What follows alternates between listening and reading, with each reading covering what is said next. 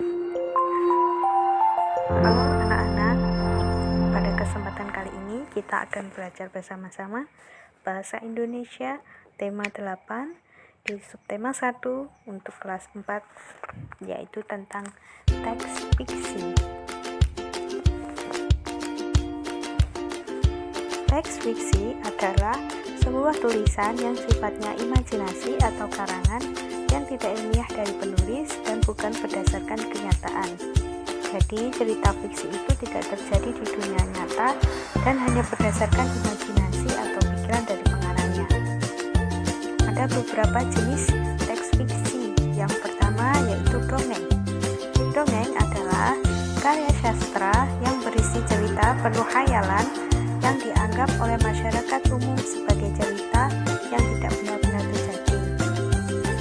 Tujuannya adalah menghibur dan mengajarkan nilai-nilai moral.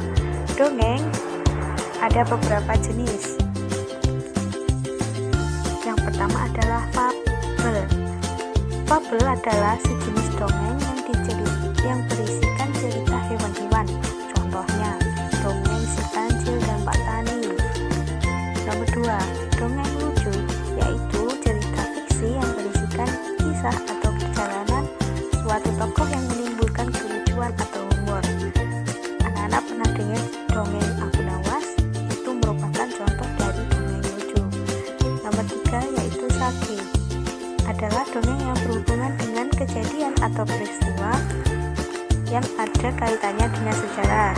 Contoh, Lutung Kasarung, juga Damar Wulan. Nomor 4 yaitu mite. Adalah jenis dongeng yang berhubungan dengan kepercayaan dalam masyarakat.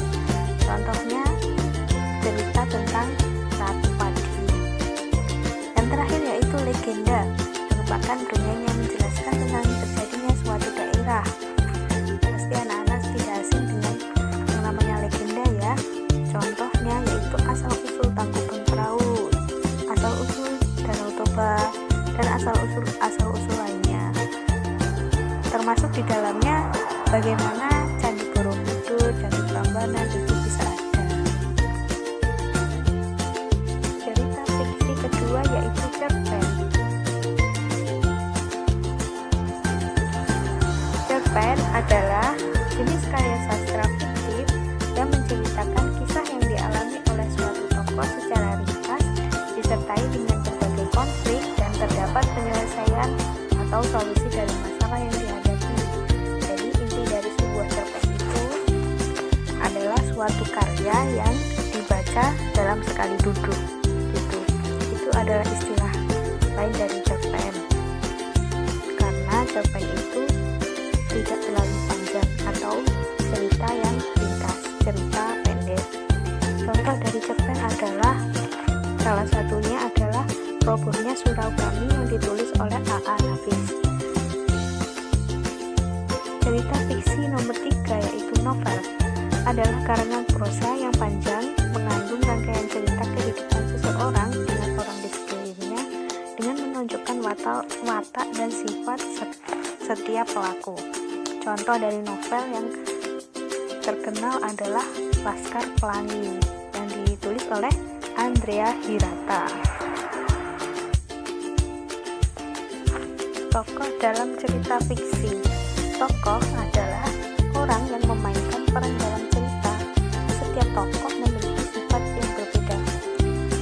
Tokoh dalam cerita ada yang mempunyai watak baik, ada juga yang berwatak jahat. Selain itu, tokoh dalam cerita juga dapat berwujud binatang dan tumbuhan. Berikut ini adalah 3 kategori tokoh yang biasa kita lihat. Yang pertama, tokoh protagonis, yaitu tokoh yang menjadi pusat dalam cerita dan digambarkan sebagai sosok yang baik dan mendapatkan masalah. Ia biasanya menjadi tokoh utama. Tokoh utama atau tokoh sentral dalam cerita. Tokoh ini sangat dinamis, banyak mengalami perubahan watak. Tokoh utama ini mengambil bagian terbesar dalam peristiwa cerita. Artinya, tokoh utama merupakan tokoh yang paling banyak diceritakan. Kedua, kedua yaitu tokoh antagonis, yaitu tokoh yang menjadi lawan dari tokoh utama dalam cerita. Tokoh ini digambarkan sebagai tokoh sosok yang tidak bersahabat dan selalu membuat konflik, atau kalau kita bisa sebut dengan tokoh yang jahat. Yang ketiga yaitu tokoh tritagonis, yaitu tokoh yang menjadi penengah antara tokoh protagonis dan antagonis. Tokoh ini digambarkan sebagai sosok yang netral, dapat berpihak pada protagonis atau antagonis. Namun ketika keduanya terlibat dalam konflik, dia menjadi pelerai.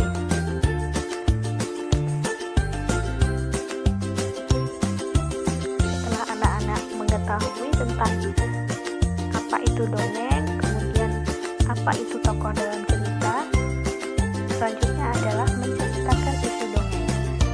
Dongeng adalah salah satu jenis karya sastra yang menceritakan suatu hal yang tidak nyata, dan berikut ini adalah hal-hal yang harus diperhatikan dalam membaca dongeng. Yang pertama, judul dongeng itu. Yang kedua, tokoh dalam dongeng. Apakah ada protagonis, antagonis, dan tritagonis? Nomor 3, ringkasan dongeng itu.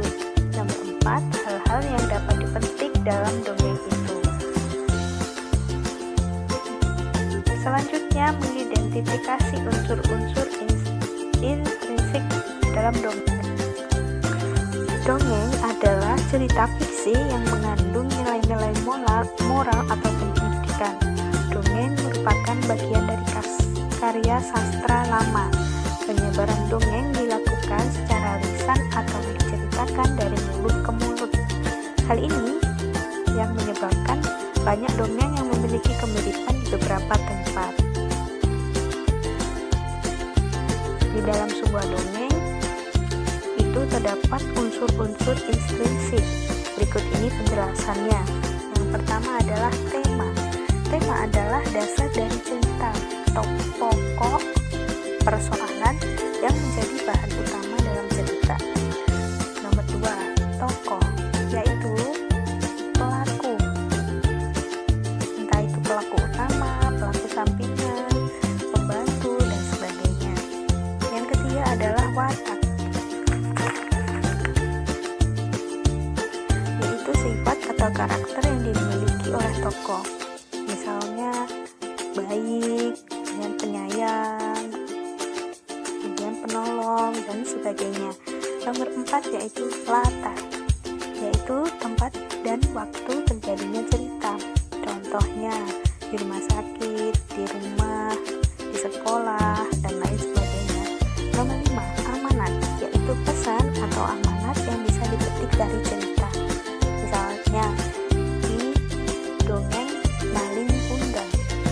Di situ amanatnya adalah kita tidak boleh melawan kepada orang tua. Kita tidak boleh durhaka kepada orang tua. Seperti itu yang dimaksud dengan amanat. Selanjutnya, mendengarkan cerita rakyat. Cerita rakyat adalah cerita yang berasal dari masyarakat dan berkembang dalam masyarakat pada masa lampau.